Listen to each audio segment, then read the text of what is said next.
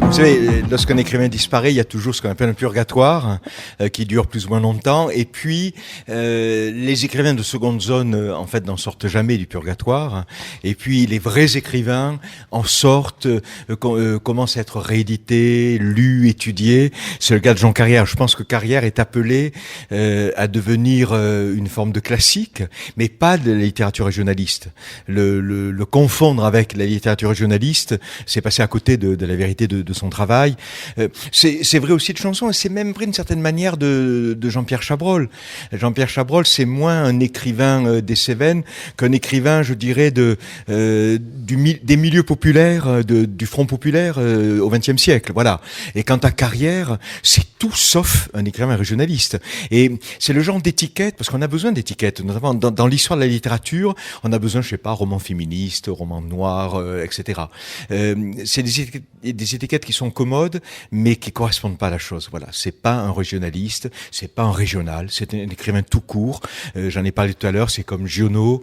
Giono n'est pas un écrivain provençal qui décrit les bergers de Provence. Giono est un écrivain universel, comme Faulkner. Il se trouve que Faulkner décrit le sud-américain, Giono ou Carrière décrivent le sud-français. Faulkner et Giono, deux grands totems pour Jean Carrière. Oui, parmi ses maîtres, Julien Gracq aussi, oui. Et puis toute la littérature américaine. Donc voilà, je le disais tout à l'heure, le Moby Dick de Melville est un livre de chevet pour Giono d'abord et pour Carrière. Et quand vos livres de chevet, ce sont les écrivains, les romanciers américains du 19e ou de la première moitié du 20e, vous n'êtes pas dans le régionalisme, vous êtes dans l'universel. Patrick Cabanel, l'épervier de Maheu, c'est précisément l'équivalent de la baleine blanche de Moby Dick. C'est exactement ça. Et l'épervier de Maheu, il y a une autre influence. On vient de citer Faulkner, Moby Dick, très bien. Alors là, disons-le, l'influence qui est d'ailleurs celle aussi de beaucoup d'écrivains du Sud-américain, c'est la Bible. Voilà. Et d'ailleurs, il cite un exergue de l'épervier de Maheu, il cite deux écrivains, si j'ose dire, à la fois Faulkner et Isaïe, l'un des prophètes de l'Ancien Testament. C'est pas un hasard. Et l'influence fondamentale, sans doute, c'est la Bible que Carrière, qui est pas protestant, on peut le dire, qui est catholique, a lu toute sa vie, et il a transformé un certain nombre de passages bibliques, notamment de l'Ancien Testament, mais aussi des paraboles du Christ, en forme romanesque. Cette enquête sur un roman, donc votre livre, L'épervier de Maheu, pourquoi avez-vous souhaité l'écrire ?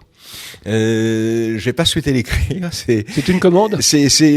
Alors le mot commande est un mot commercial que j'aime pas.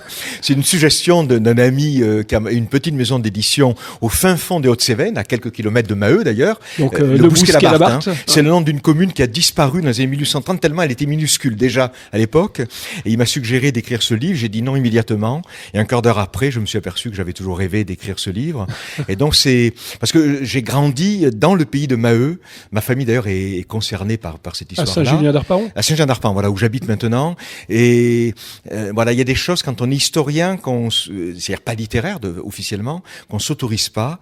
Et là, c'est le rôle des amis ou des éditeurs de dire pourquoi pas faire un livre. Ils pensaient que j'allais faire un livre d'historien, mais l'épervier de Maheu n'est pas. C'est aussi un témoignage sur la mort des Cévennes, mais c'est tellement plus que ça. Si c'est la mort de quelque chose, c'est la mort d'une forme de civilisation et d'une forme de rapport à la nature. Mais ça transcende, c'est universel. Comment expliquez-vous le succès qu'a connu l'épervier de Maheu, qui fut l'un des prix Goncourt les plus vendu et qui a d'ailleurs permis à son éditeur Jean-Jacques Pauvert de retrouver enfin une assise financière. Oui, tout le monde a fait fortune, c'est bien. J'imagine que les libraires aussi, c'est très vertueux. Un livre qui se vend à 1 million ou 1,8 million d'exemplaires, c'est vertueux pour tout le monde, c'est très bien. Alors on a beaucoup, je veux pas y insister trop, mais on a beaucoup, à commencer par Jean Carrière, évoqué un malentendu autour de ce livre. Jean Carrière, on le sait, en a été en quelque sorte, je dirais pas malade, mais dans une sorte de culpabilité. Il a écrit un livre intitulé Le prix d'un concours quelques années après. Oui, c'est une forme de malentendu, c'est-à-dire que ce livre est arrivé dans un moment historique très précis. Alors là, je retrouve mon métier d'historien. Les années 70, c'est le début du retour à la terre, des néo-ruraux, les hippies d'après 68. C'est la fondation du Parc national des Cévennes en 70. C'est le Larzac. C'est l'essor phénoménal de la généalogie. C'est-à-dire que c'est une France qui est en train de perdre ses racines rurales, qui le sait et qui rêve. C'est un mot, c'est le plus inauthentique des mots, c'est le mot authentique. On rêve d'authenticité, etc. Et les gens ont vu dans la période Maheu un roman de cette France des racines perdues. Ils n'ont pas compris la vraie nature du livre.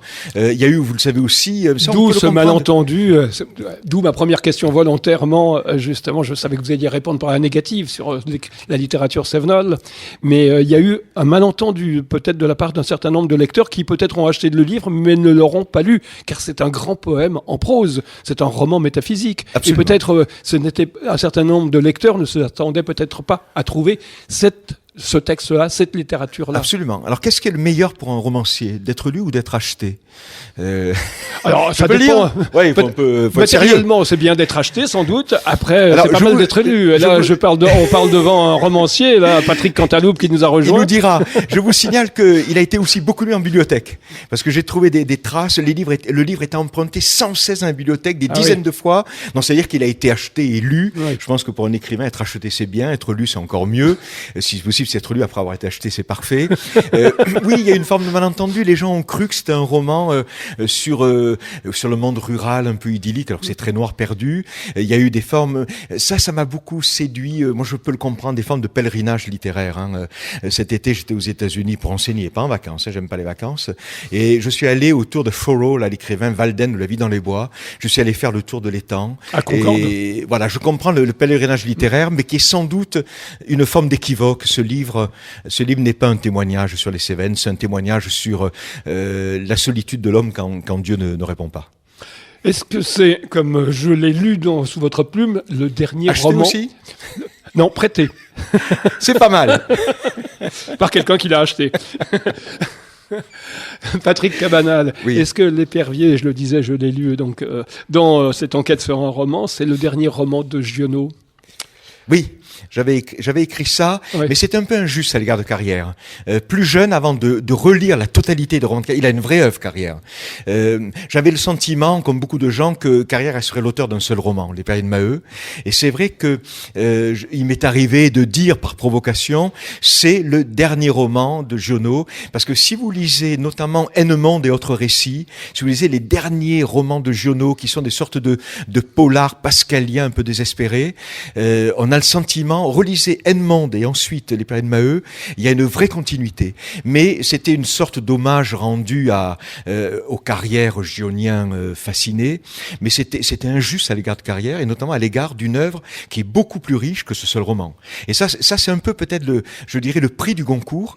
Le Goncourt a peut-être un peu... Alors à l'époque non, l'œuvre était à venir, mais il y a plusieurs Carrières très différentes de Périodes Maheu, et qui sont de très bons romans sur la jeunesse perdue, sur le paradis perdu, de très bons romans, quasiment toujours un peu le même roman, mais qu'un écrivain écrive toujours un peu le même roman, soit c'est la recherche, en fait, il a écrit La recherche de son temps perdu, sauf que Marcel a fait un livre, lui en a fait 15 romans, mais c'est le même principe.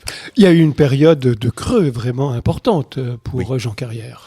Oui, après le prix Goncourt, il y a eu des années de silence, peut-être écrasé par le prix, écrasé par la mort de son père, qui était pour lui un héros vivant, des culpabilités emmêlées.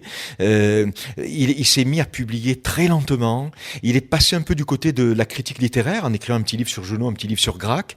Et après, il y a une sorte de libération, et après, à la fin de sa vie, il écrit quasiment un roman tous les 2 ans ou par an, et chacun de ses romans est très bon. Voilà. Ce que votre livre m'a appris, car je l'ignorais. Je l'ai appris moi-même en relisant la vraie totalité d'une œuvre. C'est une œuvre, c'est pas qu'un roman, Carrière, c'est une œuvre. Quand et comment avez-vous découvert vous-même, Patrick Cabanel, L'Épervier de Maheu? Par la rumeur alors pas au moment du prix Goncourt, j'avais 11 ans, et d'un milieu où on lit... Un peu jeune pour lire L'Épervier de Maheu, quand même. Voilà, et un milieu très modeste, pas le milieu qui court les salons de livres, un milieu très très modeste, de paysans immigrés, bon père cheminot. Mais en l'été 73, il y a eu dans les Cévennes, en tout cas, une rumeur qui a enflé.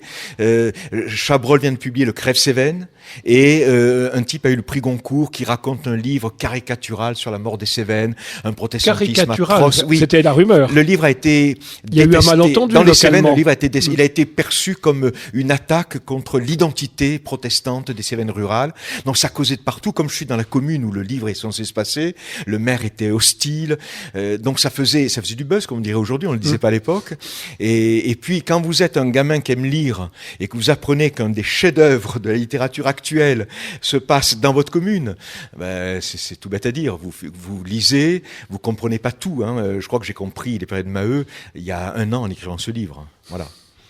Alors, je vais vous dire comment j'ai découvert l'Épervier de Maheu. Je l'ai découvert justement lorsque j'ai su que vous seriez invité ici. Et car quand j'ai fait partie de cette vague des néos, comme on le disait, j'ai voulu justement m'imprégner de la littérature sévenole. À l'époque, on va mettre les guillemets. Oui. Et j'ai renoncé à lire l'Épervier de Maheu parce que je ne connaissais pas le pays, je ne le comprenais pas. Je ne l'ai découvert que justement en plantant mes propres racines dans ce pays. Très et bien. ce livre est une merveille. J'ai découvert vraiment ce grand poème en prose métaphysique. Absolument. C'est ce que c'est, un poème en prose, tout à fait. Qui m'a totalement scotché. Voilà. Voilà, donc vous avez, grâce à Enquête sur un roman, eh bien, j'ai découvert l'Épervier de Maheu. Je vous en remercie, Patrick Cabanel.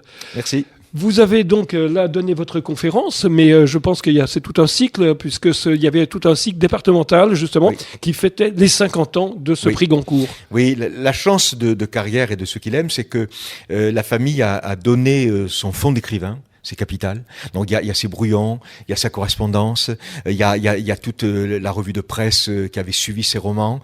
On a, comme toujours, quand on est historien ou historien de la littérature, on rêve d'être dans l'atelier, dans la cuisine de l'écrivain. Hein. Je ne sais pas ce que vous en pensez.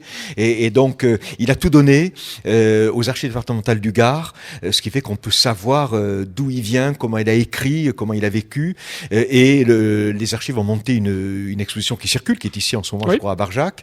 Voilà. Et l'idée, c'était je pense pas qu'on célèbre tous les 50 ans de tous les prix Goncourt, mais c'est un prix Goncourt un peu à part, y compris qu'on le veuille ou non, quand même, il y a un vrai ancrage dans cette région, qui en plus est une région littéraire, hein. Le Gard, Nîmes, c'est Paulan, c'est Chanson, c'est Daudet, c'est Milovanov, Jean-Pierre Milovanov, c'est Carrière, c'est quand même, c'est Marc Bernard qui a eu le prix Goncourt en 1942. Il y a dans le Midi, on croit que la ville intellectuelle, la ville littéraire, c'est Montpellier. C'est une erreur fatale. La ville de la littérature, c'est Nîmes. Voilà. Et donc, on fête les 50 ans de cette grande histoire littéraire. Jean Paulhan, c'est quand même Nîmes, quoi. Voilà. Il était temps que ceci soit dit, n'est-ce pas, Merci. Patrick Cabanel? Absolument. Merci d'être venu.